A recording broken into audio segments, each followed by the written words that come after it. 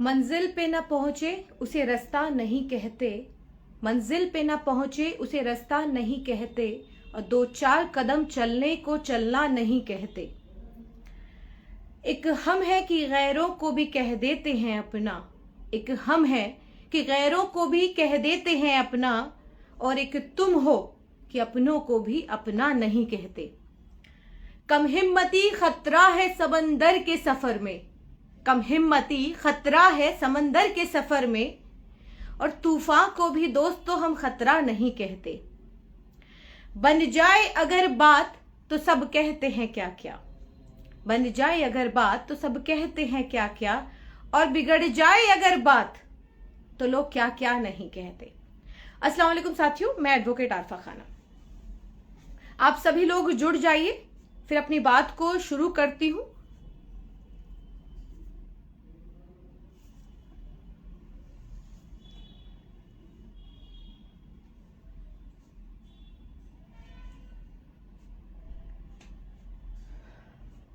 सभी लोग जुड़ने शुरू हो गए, मैं अपनी बात को शुरू करती हूं। साथियों, जैसा कि मैंने कहा था 9 बजे लाइव आऊंगी और लाइव आकर अपनी बात को रखूंगी। बदजुबानी को लेकर ये मेरा लाइव है। आप जैसा कि जानते हैं कि एमसीडी चुनाव हो गए।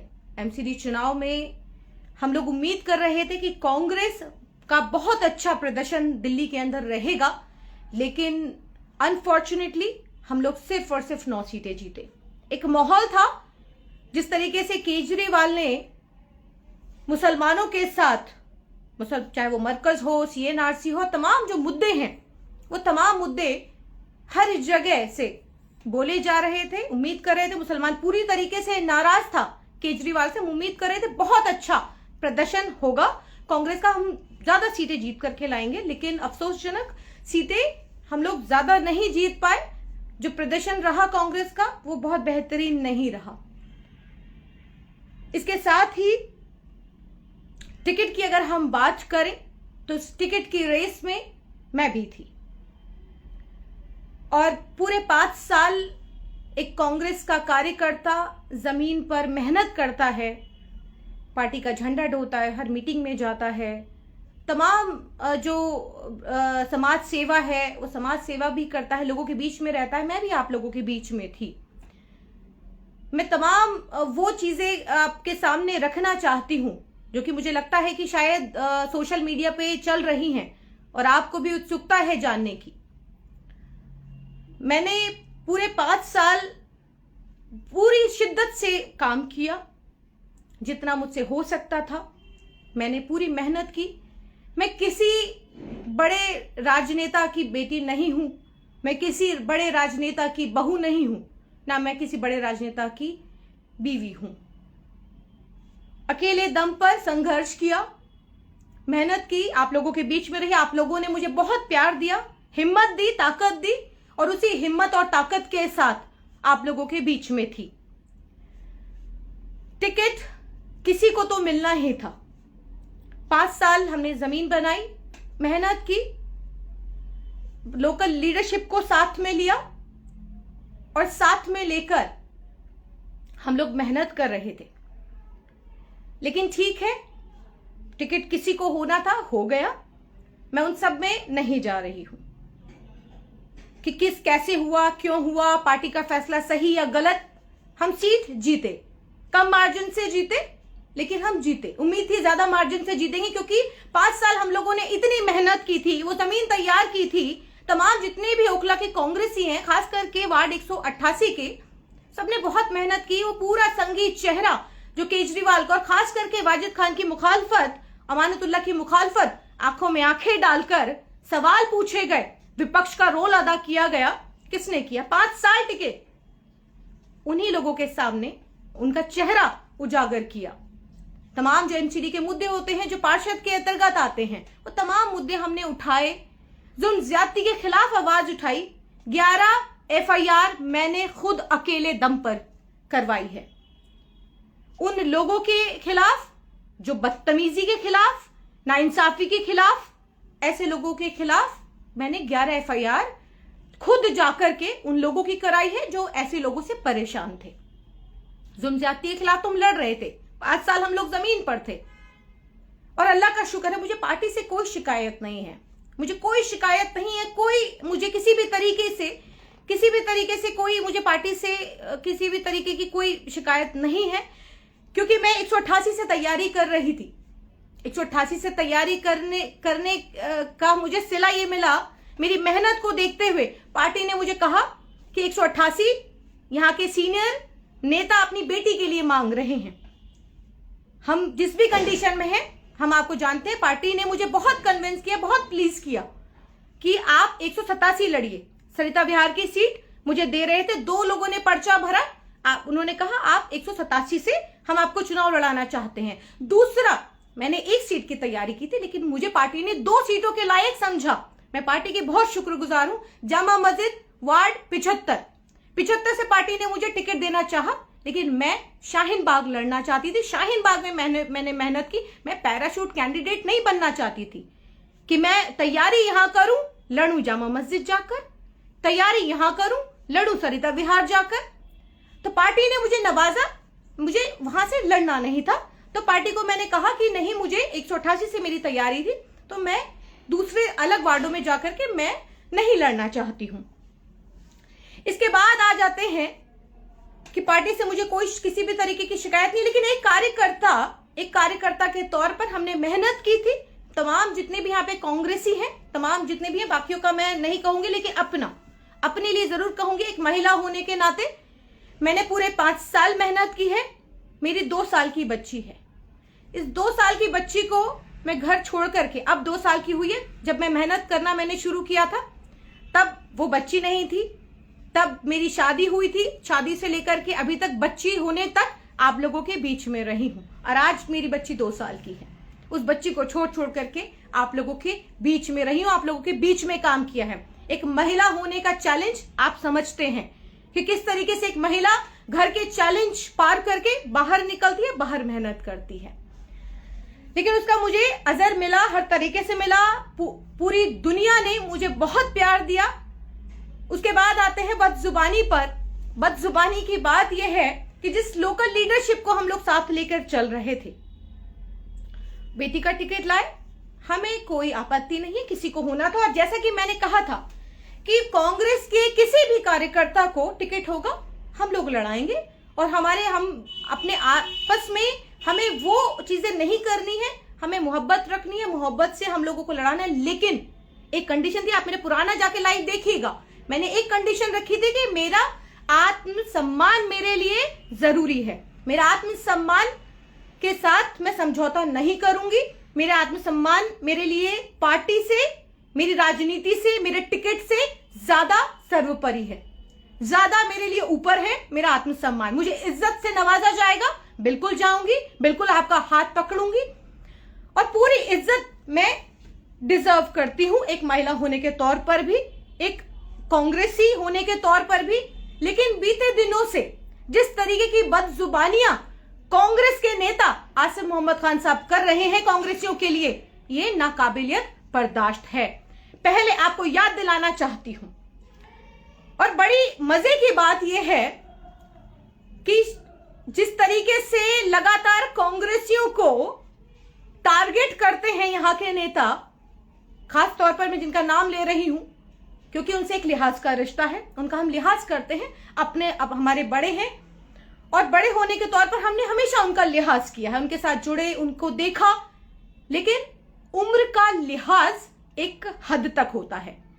जब वो उस लिहाज का लिहाज ना करें तो शायद आपको भी अपनी चुप्पी तोड़नी पड़ती है, जो कि आज मैं तोड़ रही हूं।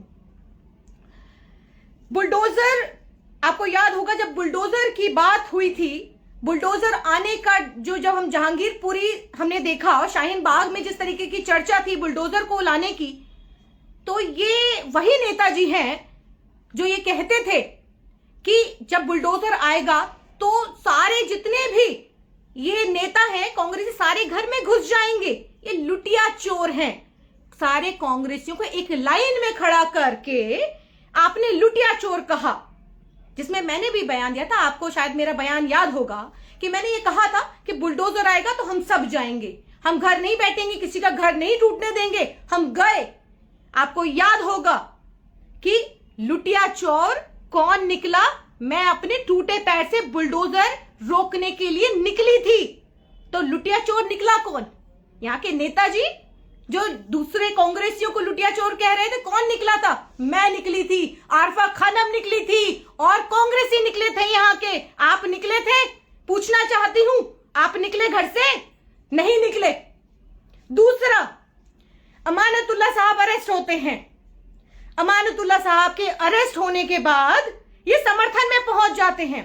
फैमिली का, परिवार का समर्थन तो हम भी कर रहे थे कि फैमिली ओखला के अंदर किसी की भी फैमिली के साथ, किसी के भी परिवार के साथ कोई भी पुलिस वाला ज्यादती नहीं कर सकता।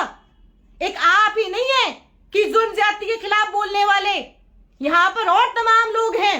आवाम बेदार है, आपकी बदतमीजियों को बहुत बखूबी जानती है। लेकिन इस बात को आप भूल गए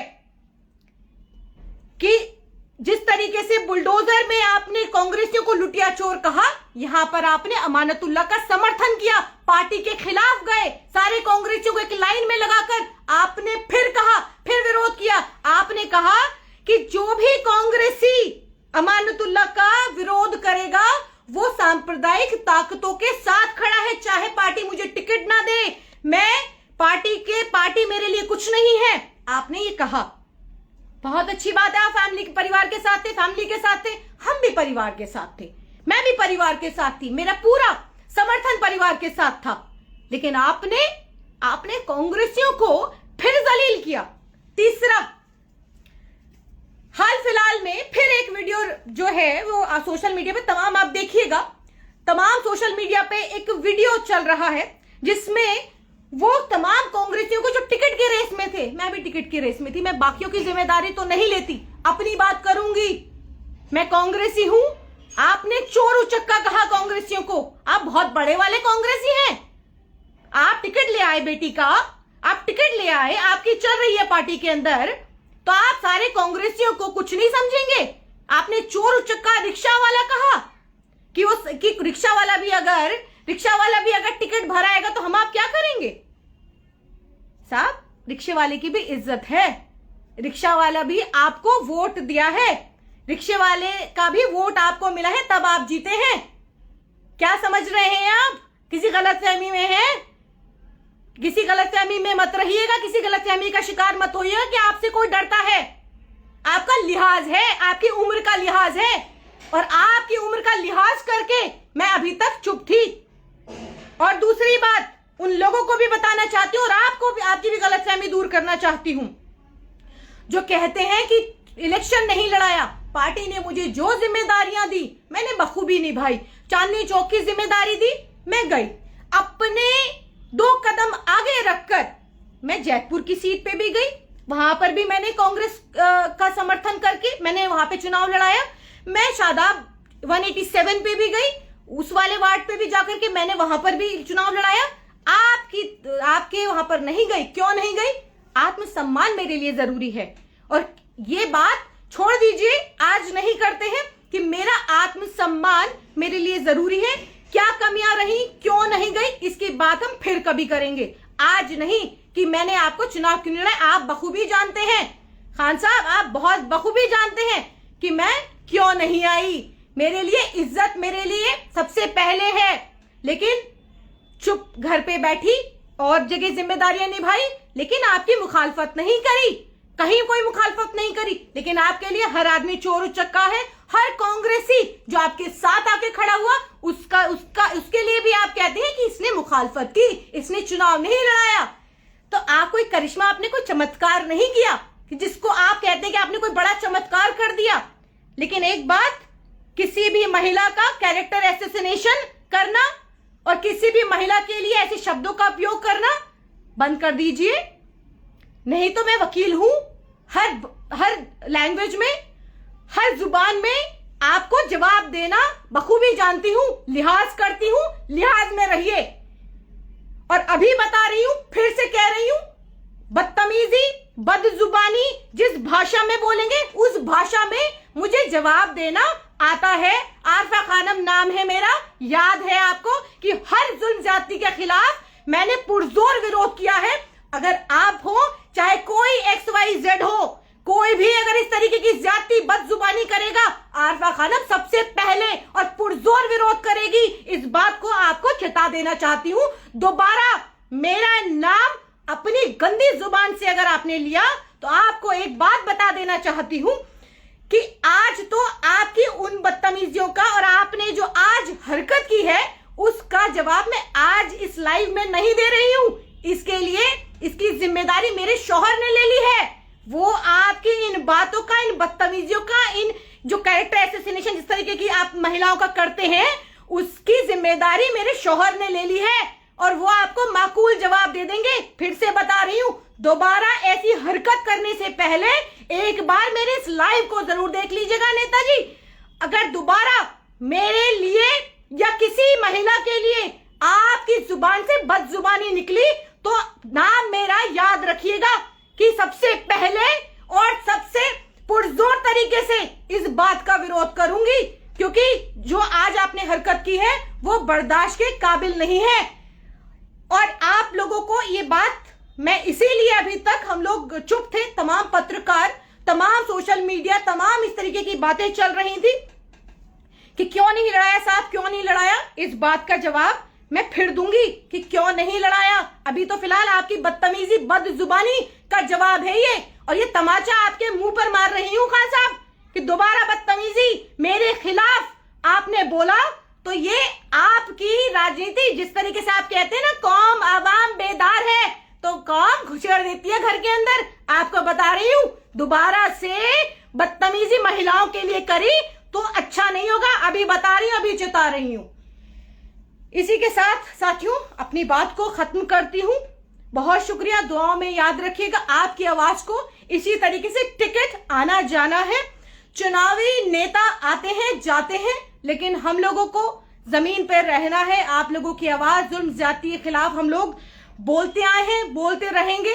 ये चुनाव बहुत छोटा चुनाव था, इंशाअल्लाह इसी तरीके से आप लोगों के बीच में थी, इसी तरीके से आप लोगों के बीच में रहूंगी। और आखिर में एक बात कह के जा रही हूं, आसमान पर थूकने वालों, आसमान पे थूकने वालों को शायद ये पता नहीं कि पलट कर थूक उन्हीं के मुंह पर जा गिरेगा।